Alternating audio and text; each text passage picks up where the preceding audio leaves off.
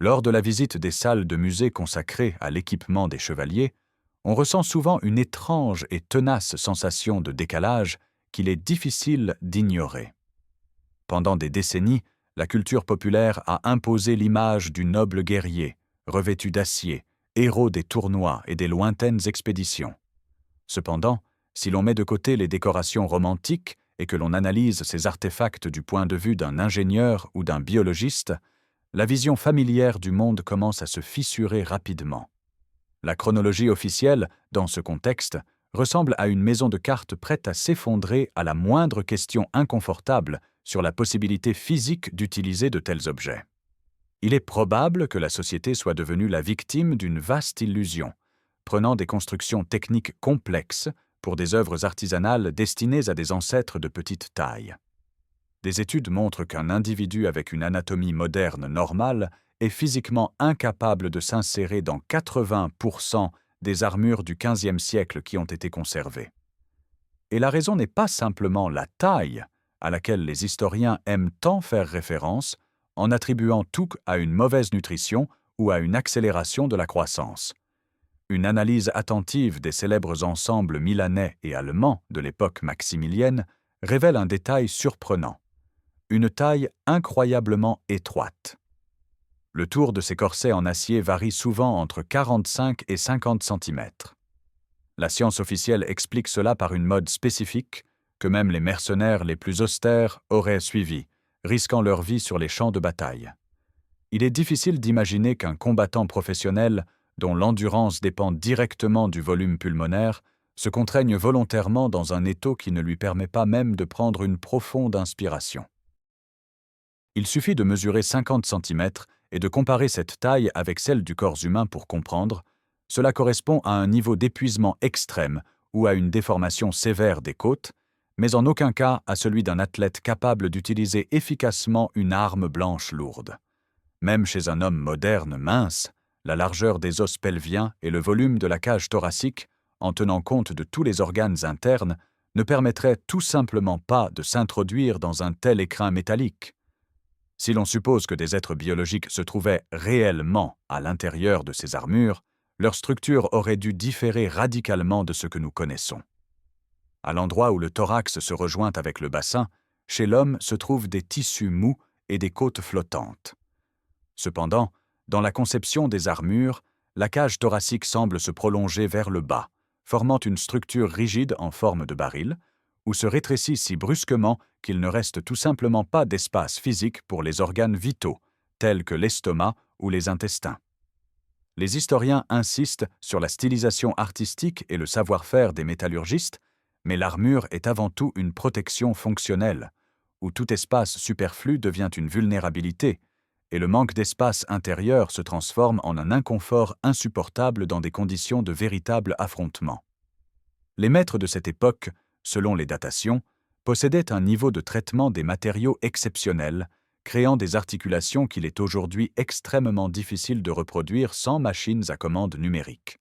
Il est absurde de penser qu'avec de telles capacités technologiques, ils n'auraient pas pu fabriquer un produit anatomiquement correct. Le problème se complique lorsqu'on examine la longueur des membres et la position des articulations. Des mesures détaillées montrent que, pour de nombreux échantillons, le rapport entre la longueur de la cuisse et celle du mollet, ainsi que celui entre l'épaule et l'avant-bras, ne correspond pas aux proportions humaines du nombre d'or, applicables aux personnes de toutes les époques. Les articulations des genoux sont souvent placées de telle manière qu'une jambe humaine vivante subirait inévitablement une grave blessure ou serait écrasée par les éléments de protection si elle venait à se plier. Les coudes suggèrent des angles de rotation inaccessibles à notre appareil articulaire. Ces coques vides ressemblent moins à des vêtements qu'à un cadre pour des êtres dotés d'une biomécanique fondamentalement différente ou même à des parties de mécanismes fonctionnant sans l'intervention de chair vivante à l'intérieur. L'étude des armures en acier nous conduit inévitablement à un dilemme physiologique que la science officielle a souvent attribué à des caprices esthétiques. Pourtant, pour quiconque connaît les bases de la survie humaine, ces enveloppes métalliques ressemblent à une condamnation. En analysant attentivement la structure de ces soi-disant corsets en acier, il devient évident que leur géométrie contredit directement les besoins fondamentaux du corps. Un tour de taille de 45 ou 50 cm n'est pas seulement une question de mode, c'est une contrainte physique qui empêche le bon fonctionnement du diaphragme. Pour un guerrier professionnel, dont l'activité est soumise à des charges extrêmes, le besoin en oxygène augmente de manière exponentielle, nécessitant une amplitude de mouvement complète de la cage thoracique. Tenter d'effectuer une action active dans un corset qui empêche une respiration profonde entraînerait une perte de conscience en quelques minutes. Cet état de dystrophie ou de déformation rigide du squelette est caractéristique de ceux qui ont porté des corsets réducteurs pendant des années, mais est absolument incompatible avec une personne capable de manœuvrer efficacement des armes lourdes. De plus, si l'on compare le volume interne d'une cuirasse à l'anatomie d'un homme adulte, la question de l'emplacement des organes vitaux se pose. La largeur des os pelviens, le corset musculaire, le foie, les reins et la rate nécessitent un certain espace qui fait défaut dans ces créations. Dans certains modèles, la transition entre la poitrine et le bassin est si brusque qu'il n'y a physiquement pas de place pour les intestins ou l'estomac. La cage thoracique dans de telles constructions ne se termine pas là où la biologie l'exige, mais se prolonge dans une structure rigide en forme de baril, comme si elle ignorait la présence des tissus mous de la cavité abdominale. Ces caractéristiques de conception suggèrent que les artisans ont délibérément créé des enveloppes pour des êtres avec une anatomie fondamentalement différente. La logique de l'évolution militaire dicte que toute protection doit améliorer l'efficacité du combattant et non le rendre impuissant et entravé. Si l'armure est conçue comme un outil fonctionnel, l'absence d'espace pour les organes et l'impossibilité de respirer indiquent que l'entité à l'intérieur ne nécessitait pas ces processus tels que nous les comprenons. Nous voyons des capsules rigides, dont les proportions sont dictées par des nécessités techniques plutôt que par le confort biologique de l'homme. Même si l'on suppose l'existence d'une caste de personnes au corps déformé dès l'enfance, cela n'explique pas comment elles ont pu conserver la puissance physique nécessaire pour des combats prolongés. Tout écart par rapport à la norme anatomique entraîne une diminution de l'endurance et de la force. Ici, nous observons au contraire. Une armure qui aurait dû gêner est considérée comme le summum de l'équipement guerrier. Cette monstruosité d'incohérence entre la forme du métal et les capacités de la chair vivante pousse à rechercher d'autres explications sur ce qui se trouvait à l'intérieur de ces enveloppes en acier et comment ces objets fonctionnaient réellement. 3. L'inadéquation des proportions dans la construction des armures médiévales va bien au-delà des problèmes de respiration ou de volume de taille. Si l'on analyse ces créations sous l'angle de la biomécanique, il devient évident qu'il y a une violation des principes fondamentaux de la structure du corps humain. Il existe une règle, souvent appelée la règle du nombre d'or, qui définit une relation harmonieuse et fonctionnelle entre la longueur des os et la position des articulations, constante pour notre espèce depuis des milliers d'années. Pourtant, les coques en acier exposées dans les salles de musée démontrent une logique d'ingénierie totalement différente.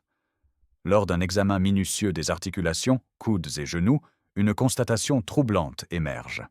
Elles sont souvent décalées par rapport aux endroits où se trouvent les articulations naturelles chez l'homme. Si une personne vivante tente de plier sa jambe dans une telle armure, sa rotule se retrouverait sous une pression d'acier intense, tandis que son tibia n'aurait tout simplement pas de point d'appui pour manœuvrer. Au lieu de protéger le membre, une telle construction agirait comme un piège, brisant les os à chaque tentative de mouvement actif.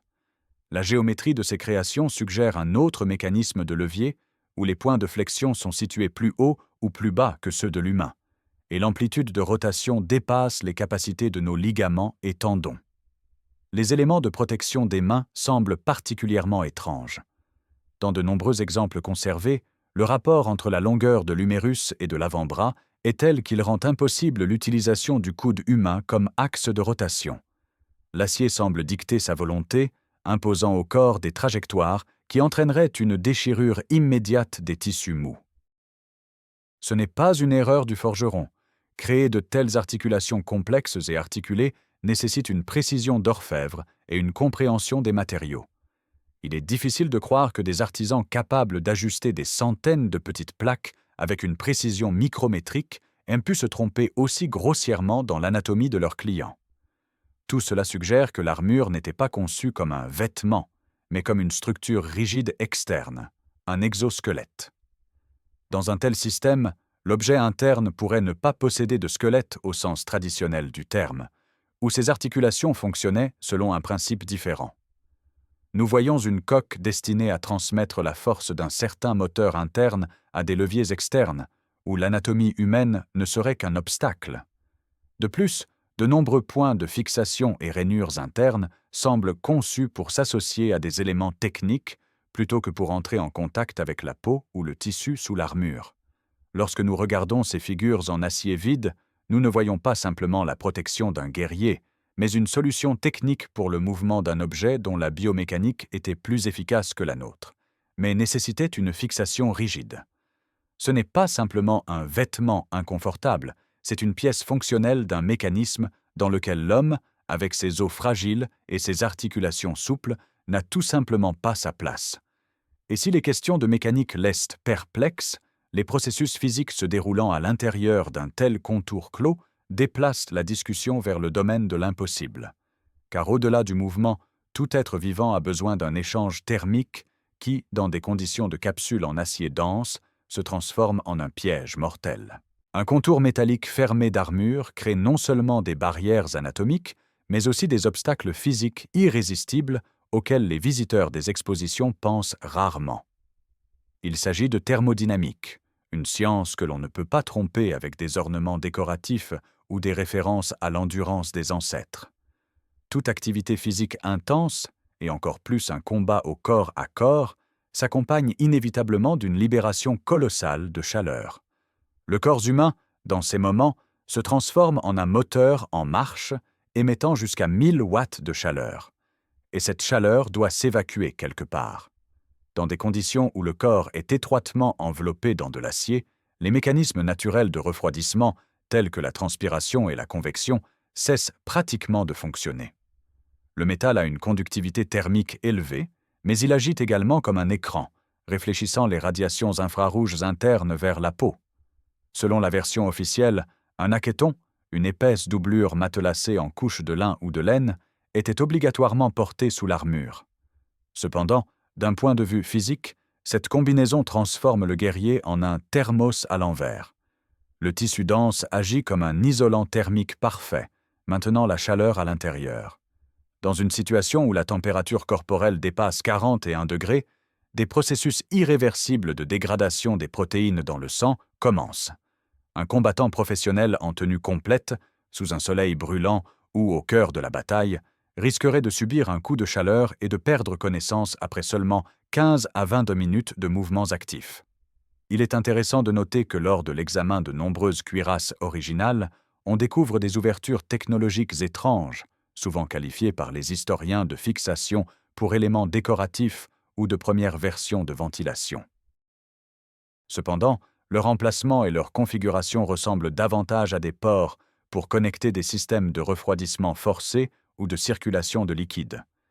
Sans une évacuation active des excès d'énergie, l'existence à l'intérieur d'une telle armure hermétique lors de charges élevées est biologiquement impossible.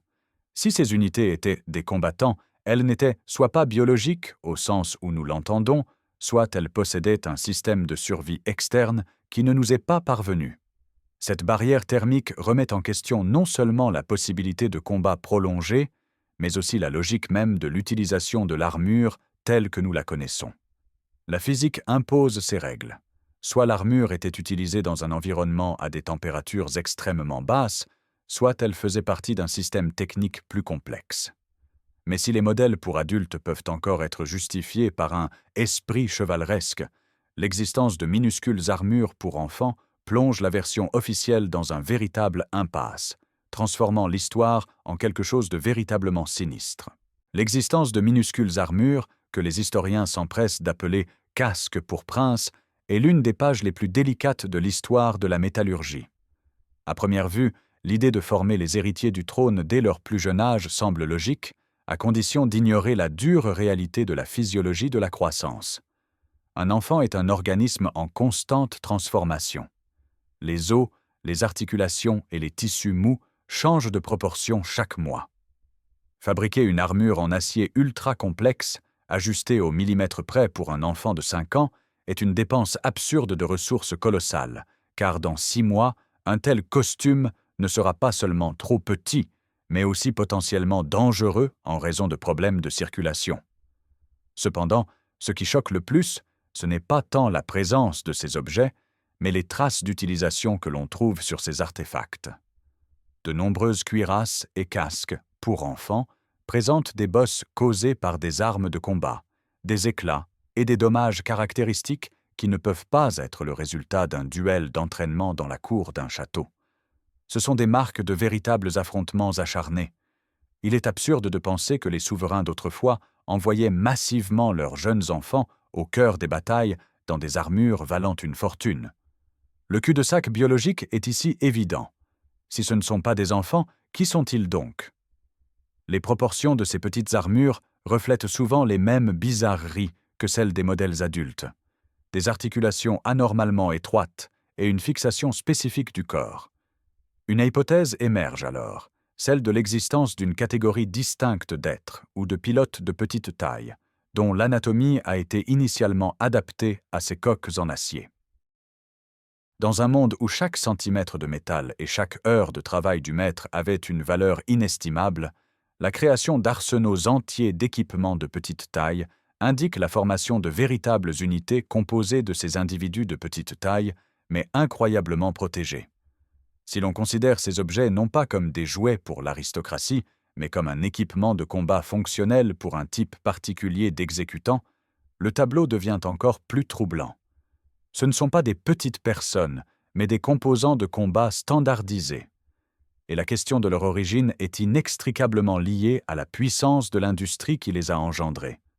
Car pour équiper une armée de tels coffres, haute technologie, une base industrielle était nécessaire, dont les traces ont mystérieusement disparu de notre mémoire, ne laissant que de fugaces indices sur des usines ayant fonctionné à l'époque du Haut Moyen Âge. Tous ces milliers de rivets identiques et ces courbes parfaites de plaques d'acier nous mènent à la réalisation que nous avons affaire non pas à un marteau de forgeron, mais à la puissance de la production automatisée. Les dimensions de l'héritage en acier qui nous est parvenu entrent en contradiction insoluble avec l'image du passé que nous dépeignent les manuels scolaires. On nous demande de croire qu'à une époque où la société était principalement agraire, avec le bois et la force musculaire comme principale source d'énergie, il existait des milliers d'ateliers artisanaux capables de produire des dizaines de milliers de pièces d'armure parfaites. Pourtant, la métallurgie n'est pas seulement un art, c'est avant tout une rigoureuse mathématique des ressources. Pour fondre et travailler une tonne d'acier de haute qualité, il faut une quantité colossale de charbon de bois. Si la production de ces armures avait vraiment eu l'ampleur que les réserves muséales à travers le monde semblent indiquer, toute l'Europe aurait dû se transformer en désert boisé dès le XVe siècle. Cependant, nous ne trouvons dans les couches géologiques de cette époque ni montagnes de scories comparables au volume de métal chevaleresque, ni effondrement écologique dû à une déforestation massive. Une production de ce niveau nécessite des capacités industrielles, des hauts fourneaux avec soufflage forcé, des systèmes de purification des alliages et des laminoirs standardisés. En examinant la surface de nombreuses armures au microscope, on découvre des détails qui ne peuvent être expliqués par le travail manuel. Nous voyons des marques typiques de l'estampage et du laminage industriel. L'épaisseur de la tôle d'acier dans différentes parties du produit est maintenue avec une précision de dixième de millimètre, ce qui est inatteignable avec un marteau à l'œil. De plus, la composition chimique du métal dans les ensembles trouvés aux 4 coins du monde est parfois identique à des centièmes de pourcentage près. Cela indique clairement un standard unique de matières premières et une production centralisée. Les assemblages de plaques elles-mêmes sont souvent réalisés en utilisant des technologies rappelant la soudure de précision ou le frittage moléculaire. À une époque où, selon les versions officielles, l'humanité peinait à maîtriser le moulin à eau, quelqu'un exploitait des usines capables de produire des millions de rivets et de charnières identiques, parfaitement interchangeables. Ce n'est pas une commande sur mesure pour un baron, c'est un produit de série destiné aux consommateurs de masse. Si la production était automatisée et fonctionnait selon des plans uniformes, l'ampleur de cette industrie indique l'existence d'un réseau logistique mondial, effacé de la mémoire officielle. Nous avons affaire à des artefacts d'une civilisation qui ne connaissait pas la pénurie d'énergie et maîtrisait des technologies de transformation des matériaux comparables aux normes aérospatiales modernes. Et lorsque nous prenons conscience que cette puissance était dirigée vers la création de centaines de milliers de coques d'acier identiques, la question la plus troublante émerge. Pour quel bio-objet ces pièces parfaites ont-elles été estampées? La réponse se cache dans la structure même de la gestion de ces légions, où l'individualité du guerrier a été sacrifiée sur l'autel de la standardisation. La notion d'unification que nous observons en étudiant les arsenaux du passé est tout simplement fascinante.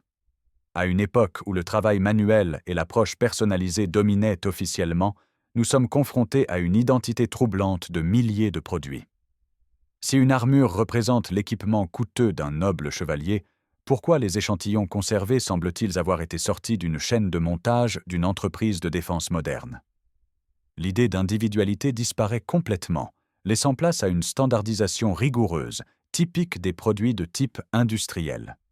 Les dimensions et les caractéristiques de ces coques métalliques à travers le monde se résument à quelques types de base. Ce ne sont pas des vêtements sur mesure, mais des modules types pour des unités biologiques standards. Dans ce contexte, les légendes sur les vassaux fidèles et la garde personnelle prennent une teinte technique différente. Il s'agit probablement d'une production de masse non seulement d'armures, mais aussi de leurs porteurs. L'identité des armures indique que celles-ci abritaient des êtres qui ne connaissaient pas la diversité génétique, une sorte d'objet biologique cultivé pour des tâches techniques spécifiques. Un aspect particulièrement intrigant est le système de fixation de ces constructions. De nombreuses armures sont dotées de serrures et de mécanismes complexes, pratiquement impossibles à ouvrir de l'intérieur. Une personne enfermée dans une telle carapace devient son prisonnier, perdant complètement son autonomie. Cela transforme l'armure en une prison mobile ou en un système de contrôle externe, où le porteur n'est qu'un moteur biologique, et le contrôle de ses actions peut être exercé de l'extérieur. L'acier ici ne sert pas à protéger la vie, mais à maintenir le composant biologique dans des limites définies. Cette conception explique l'absence de détails superflus et de décoration sur les modèles de masse. Tout est d'une fonctionnalité extrême, tout est soumis à un protocole unique. Nous ne sommes pas face à une armée d'hommes, mais à un légion de unités biomécaniques, dont l'individualité a été sacrifiée au profit d'une interchangeabilité absolue. C'était une force opérant selon d'autres principes de gestion, où chaque chevalier n'était qu'un matériau consommable dans la grande machine de la guerre. Mais si nous avons affaire à une production en série d'objets biologiques et de leurs coques métalliques, la question se pose alors de l'espace dans lequel ils fonctionnaient. Les armures ne sont qu'une partie d'un immense système, et si elles ne nous conviennent pas en termes de taille et de physiologie, peut-être que le monde environnant de la vieille Europe n'était pas conçu pour notre espèce. La réponse réside dans l'échelle de l'architecture, longtemps considérée comme superflue, mais qui, à y regarder de plus près, s'avère être l'environnement idéal pour ceux qui possédaient vraiment ce monde. L'inadéquation entre l'anatomie des armures et celle du corps humain n'est que la partie émergée de l'iceberg, qui nous mène à une prise de conscience d'une substitution bien plus vaste. Si ces enveloppes en acier n'étaient pas conçues pour nous, il est logique de supposer que l'espace dans lequel elles existaient était construit selon d'autres normes. En tournant notre regard vers l'architecture dite antique et médiévale, nous découvrons la même anomalie. Des portes géantes de 5 à 7 mètres de haut, d'énormes marches et des plafonds atteignant des hauteurs inaccessibles. Les historiens appellent cela l'excès pour la grandeur, mais dans un monde où chaque mètre cube de pierre et de bois de chauffage coûtait d'énormes efforts, une telle prodigalité semble être de la folie. Le tableau s'éclaircit si l'on admet que cette architecture était strictement utilitaire pour des êtres mesurant 4 ou 5 mètres. Dans ce système de coordonnées, les armures en acier que nous considérons comme adultes ne sont que de l'équipement pour leurs petites unités ou des biomécanismes auxiliaires. Nous vivons dans des villes qui ne sont pas à notre taille, utilisant les bâtiments comme des décors, dont la véritable fonction est depuis longtemps oubliée. Les villes vides dans les tableaux des artistes ruineux ne sont pas une fantaisie des auteurs, mais un témoignage documentaire de l'époque du grand effondrement, lorsque les anciens maîtres du monde ont disparu, laissant derrière eux de vides boîtes de pierre et des montagnes de métal incompréhensibles pour nous. Il existe une hypothèse sur une catastrophe mondiale instantanée qui a effacé la vie biologique de l'ancienne civilisation, mais a épargné leur infrastructure et leurs produits en acier. Des groupes de survivants, situés en périphérie ou dans des abris spéciaux, sont sortis dans un monde qu'ils n'avaient pas construit. Ils ont découvert des arsenaux de pots de fer, haute technologie, et ont commencé à les utiliser, autant que leur anatomie différente le leur permettait. Ainsi est né le culte du cargo de la chevalerie. Les gens tentaient d'imiter ceux qui avaient dirigé ce monde avant eux, se glissant dans des exosquelettes étrangers et inventant des légendes sur la noblesse pour masquer le fait d'un simple pillage sur les ruines d'un grand passé. Cette période de l'histoire officielle est déguisée sous le terme de « âge sombre », une époque pour laquelle il ne reste presque plus de témoignages écrits directs, sauf ceux rédigés bien plus tard. C'était une époque de reformatage total de la réalité, où de gigantesques cathédrales étaient transformées en temples et où des ports et des usines hautement technologiques étaient déclarés châteaux de seigneurs féodaux. Nous sommes une espèce ayant perdu la mémoire, vivant dans un post-apocalyptique qui s'est étendu sur des siècles. On nous a convaincus que nous évoluons du simple vers le complexe, mais les faits parlent du contraire. Nous essayons simplement de maîtriser des miettes de cet héritage qui était la norme avant le nettoyage planétaire. Et tant que nous croyons aux contes de forgerons avec des marteaux, les véritables raisons de notre situation actuelle restent cachées derrière les murs des musées et les pages de chroniques falsifiées. Pourquoi la vérité sur la peau de fer est-elle si soigneusement protégée aujourd'hui? Une muraille soigneusement construite de silence entoure la véritable nature des armures de chevaliers, soutenue non seulement par l'inertie de la pensée académique, mais aussi par un contrôle strict sur l'accès aux artefacts. Si des groupes de chercheurs indépendants, équipés de spectromètres modernes et de systèmes de scan en profondeur, avaient la possibilité de réaliser une analyse complète des objets exposés dans les musées, l'histoire officielle s'effondrerait en quelques jours. C'est pourquoi toute tentative de contester la fonctionnalité des armures rencontre une réaction agressive ou des moqueries. Ceux qui détiennent les clés des réserves savent pertinemment que cette peau de fer n'est pas une protection pour le guerrier, mais une preuve d'un crime à l'échelle planétaire. Cacher le fait que l'humanité a subi une défaite dans le passé et le remplacer par une chronique fictive de progrès graduels sert un seul but: nous priver de la compréhension des véritables capacités technologiques. On nous a convaincus que nous sommes au sommet de notre développement, alors que nous n'effleurons qu'à peine le niveau d'automatisation et de science des matériaux qui était la norme durant les soi-disant âges sombres. L'échelle de temps scaligérienne a été créée pour combler le vide laissé après un effondrement global et légitimer le droit des nouvelles élites à disposer des ruines d'un grand empire. Cependant, il est impossible de cacher la vérité pour toujours. Aujourd'hui, nous observons un phénomène étrange. Les développements modernes en robotique et en exosquelettes, tels que les projets des principaux laboratoires mondiaux, commencent curieusement à reproduire ces impossibles nœuds et articulations que nous voyons dans les armures maximiliennes.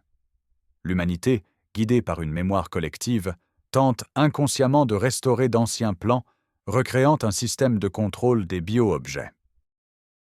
Cette nouvelle peau de fer est déjà forgée dans les murs de corporations fermées, et ses proportions commencent à dicter à nouveau des conditions au corps, ignorant le confort et l'anatomie naturelle de l'être humain vivant.